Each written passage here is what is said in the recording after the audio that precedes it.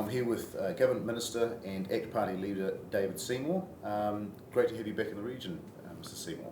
Yeah, no, great to be back in the Bay, and man, I didn't plan this, but it's a stunner. Firstly, what brings you to the Bay today? Look, every Thursday I try and break up my week, so I got 3 days in Wellington, 1 day in my home electorate, 1 day of reading on the weekend and 1 day off, but that still leaves Thursday, which is the day I try and visit another part of New Zealand, because people voted for ACT all over the country, and it's important for me to try and serve them and keep in touch. Cool. And what's your sense on how the region is faring, I guess, post-cyclone? Look, to be honest, I know this will be controversial, but better than I thought. I was here a year ago, a bit over a year, and I was lucky enough to get access to a helicopter and actually go up and have a look at the devastation. I've just visited the Ravensdown fertiliser plant here. That was shut down for 6 months or so, but it's now back in business. I was at the Rocket apple plant. Again, they've taken a hit. They lost 30 or 40% last year, but they're actually set for another record year from other plantings that survived.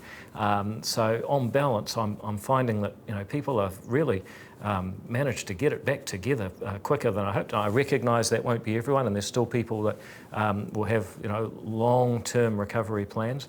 But on balance, I'm pretty impressed at how well people have pulled it back together here in the Bay. And just zooming out, there's recent data that's just shown we're in a technical recession now. What's your sense of or assessment of the wider New Zealand economy, and what's sort of the government's response?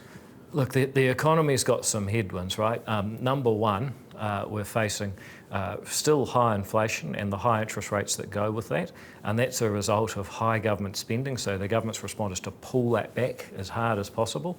Number two is a bit of uncertainty coming out of China, and number three is just generally, you look at the Red Sea, you look at the situation in the Middle East, you look at the situation in Ukraine, that war is going into its third year, so there's quite a lot of bad news out there, but what we can do in New Zealand is focus on running our own race, make sure that our regulatory systems are good, so people aren't spending a lot of time doing compliance, doing things they don't want to do.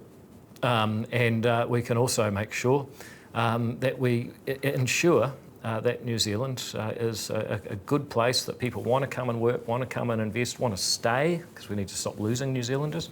If we do all of that right, then I think we're going to be okay. You also mentioned, as one of your roles as the Minister of Regulation, have you seen any areas that could be streamlined nationally, but also here in Hawke's Bay? Look, I see many areas. I was at a school today, they've got a building, the kids are in it, they want to convert it into a classroom, they now have to get an engineering report so that kids can be in the same building. So we haven't quite got to the bottom of why that is, but we will as a result of that visit to St Joseph's School. And I hear from people here who have just had a resource consent for this Ravensdown plant.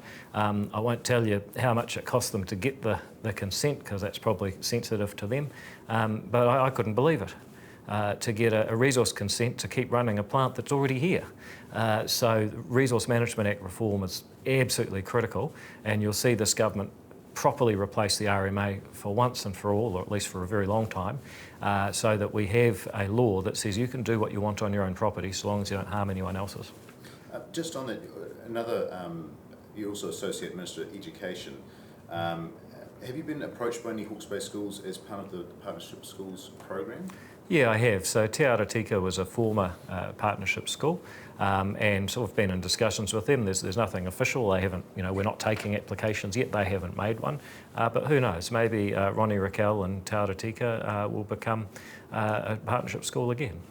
I think the last time we saw you and had a good sit down was during the last days of the campaign. Since you've taken office, what are the issues that you have come across your table that you didn't anticipate? Oh, that's a really good question. Well, I've been made the Minister for EQC or NHI, so I recognise there's a lot of people with claims here. EQC turns into NHI on the 1st of July, so we've been busy putting together the rules for that. And obviously doing land insurance, there's a lot of complications. There's people who will say it's not fair to get the least value out of your land value or the repairs, because sometimes part of your land's damaged, but that part of your land's not worth as much as the repairs. Those are real problems. They're not problems that we can change immediately because the new law's only just been passed.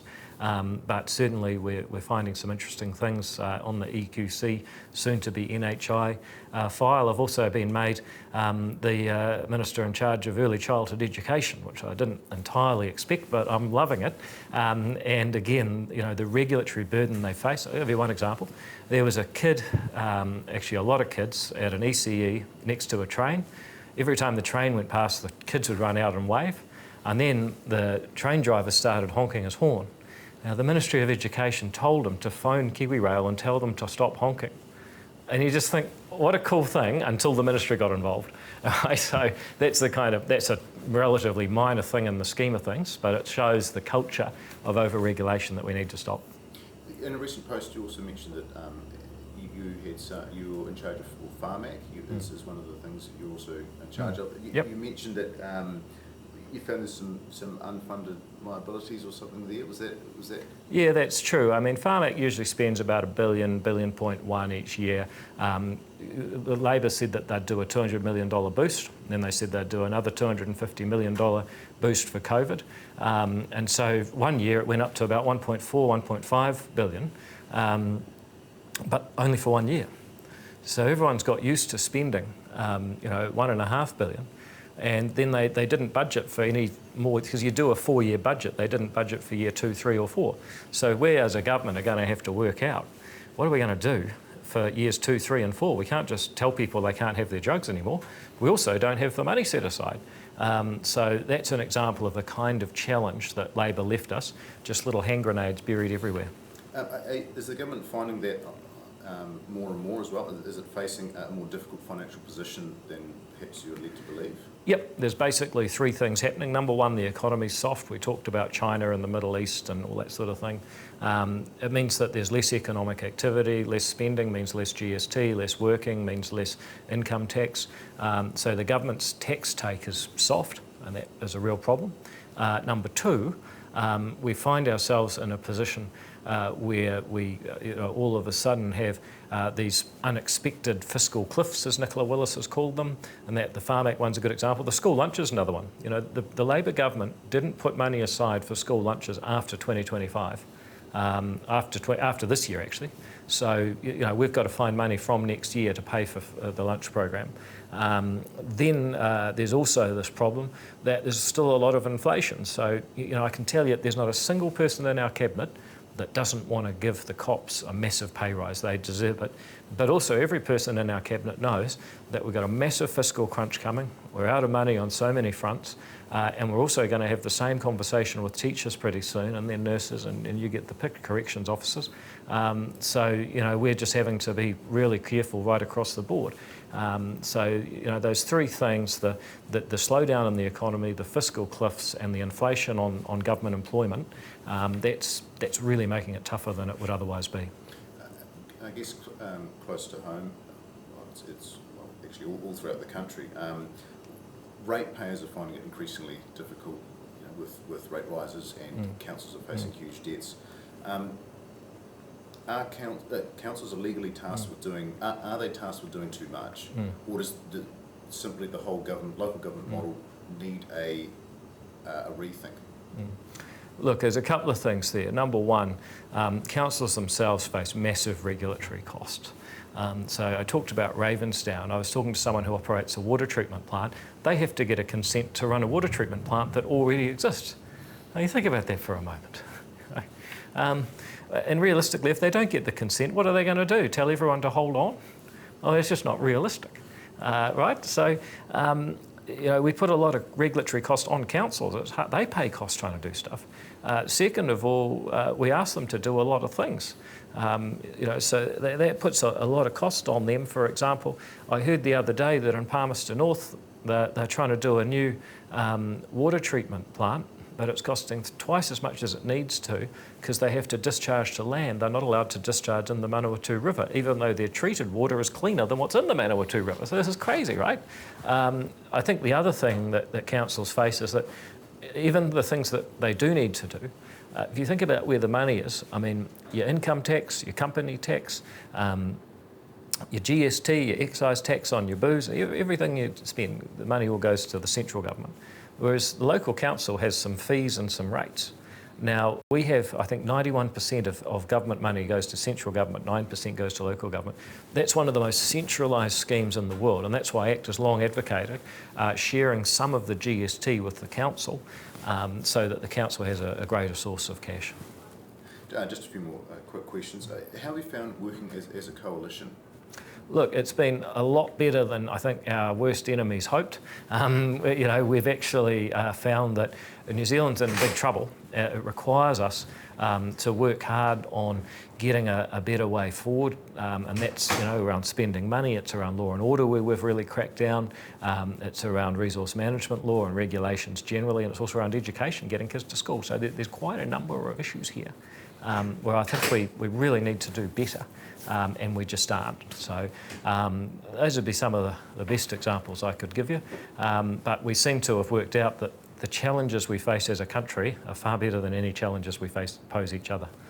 I guess it's big news lately with the closure of News Hub and cutbacks at TVNZ. Do you think the New Zealand media is playing the role that they're supposed to? Look, I think there's a couple of things happening. The biggest thing happening is the loss of the revenue due to the internet, and the fact is that Facebook have found that they can actually make money while not even linking to any news sites. The second thing I'd say is that there's a question mark, I think, over the quality of what's been put out. And here's the thing, anyone can go on social media and get someone else's uninformed reckons. So if people want news, there needs to be something in the journalism that will tell them the facts and give them something more than just some person's opinion. Because if I want the opinion of a journalist who lives somewhere in central Wellington, I could just go on Twitter and find that out. The news has to be somehow better. I guess what conditions could government create to let emerging or local media compete against some of the bigger sort of corporate models of media? What sort of conditions are it? Yeah. As opposed to, can government set the environment, I suppose, to allow other... Well, look, I'm really interested in the question of what, if anything, government should do to help ensure we have good journalism. But, there's always one option, which is actually doing nothing can sometimes be the best option. I think we forget that in government sometimes. People always assume the government has to do something, and often it does something that's worse than doing nothing. So, look, I'm open to, what can government do? But government can also really bugger it up. I mean, you look at that Public Interest Journalism Fund, I don't think it was as bad as people make out, because it was a relatively small amount of money. It didn't affect political journalism and so on. But man, the effect on the perception of the media, the people that think the media have been paid off and all that stuff, which I don't actually think is true, but just the perception that Public Interest Journalism Fund created is far more damaging than any money it provided. So, government should tread very carefully here. And just lastly, a drag queen story hour in Rotorua Library was cancelled due to proposed protests by Destiny Church. The reason I bring it up is they're scheduled to have that event next week in Hastings, and signs that may be protested as well. Can you just give me a comment? Do you think that the event should be able to go forward? Well, I would only answer that question for my own child. And I think everyone should answer that question for their own child.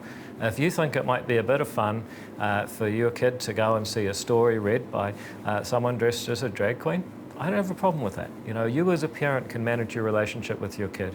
If you don't think it's a good idea for your kid to go to the library and have a story read to them by a drag queen, then don't take your kid to the library in that hour. That would be a sensible thing. So people get really heads up about this. I think just a bit of personal responsibility, taking parenting seriously. Most people are already doing that. There's a relatively small minority of people who seem to think that other people's business is their business. And I don't know about you, I'm just too busy with my own life to try and put my moral opinions on everyone else. David Seymour, thanks for taking the time to talk with us, and wish you all the best. Thank you very much, man. It's good to see you.